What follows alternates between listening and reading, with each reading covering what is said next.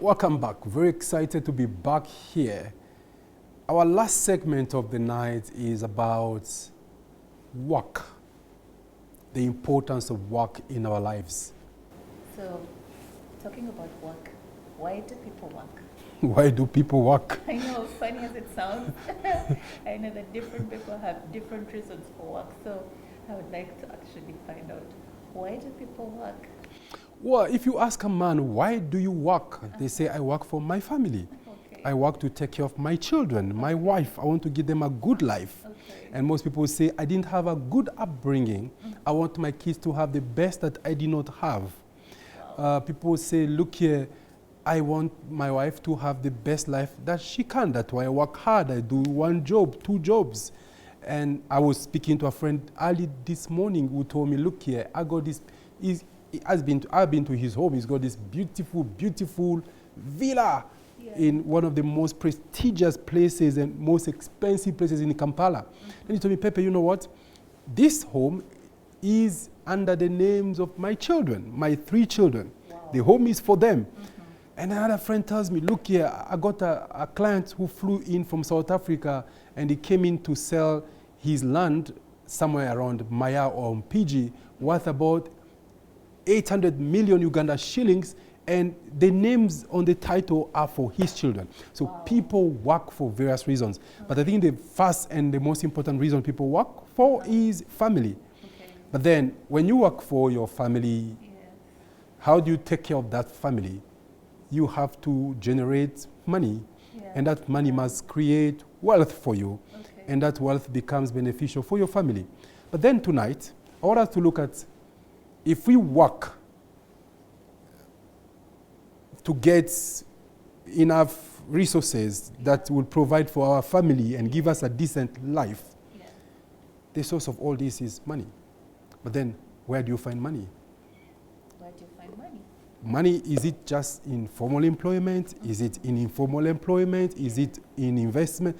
So I want to talk tonight about a topic, where does money hide? So, quickly, 5 places where money hides. Number 1, money hides in people. Wow. Yeah, money hides in people. Wow. You can't just walk around and pick $1,000 or find a block of 500 million Uganda shillings. No. Yeah. Money is everywhere, but money hides in people. Wow. Wow. The beggars on the streets. Yeah. The hawkers by the roadside. The slum dwellers, the people in mansions. Money hides in masses. Money hides in numbers. That's why if you look at any big entrepreneur in this country, in this world, they are in a sector I'll call the number sector. Okay. Let's be real here. Look at Mukwano in Uganda. You can't spend a day or a week in Uganda without touching a Mukwano product. And that product can be touched by the richest of the richest in the country, by the poor or the poorest in the country. I know someone in Kenya that was the richest man in the country at one point, and it was speculated the person was worth $1,000 every minute. How long have you been sitting here? I have no idea. But every minute you've been sitting here, the man has made $1,000. Now imagine how many minutes do we have in a day, and how many thousands of dollars he makes in a day. But trust me, that gentleman runs a company in Kenya, in East Africa, that supply across regions in Africa where we can't go to the bathroom without touching his products. We can't cook food without touching his products. We can't live life without touching his products. As long as we have babies, we are touching his product. As long as we are living. So the more people you can touch, the more people you can interact with, the more money. That's why you see all successful entrepreneurs, they are in the people, number, masses business. So that's the first place. Wow. Everybody you see is holding a bit of money. Wow. In fact, I read a book. The book is titled, How Do You Make $1 Million Before Lunch? Maybe you wake up in the morning at 6 a.m. At 7 you get up, you are in the office by 8 as usual. How do you make $1 million? That is 3.7 billion Uganda shillings before lunch. Before 1 p.m. It's possible. You can, trust me, you can make 3.7 billion Uganda shillings between 8 a.m. and 1 p.m. It's possible. And the guy argues in the book, he said, how to make $1 million before lunch? He said, it's possible. If you can tap into 1 million people and ask each one of them to invest into your idea or your dream with only $1, which is what? 3,700 shillings.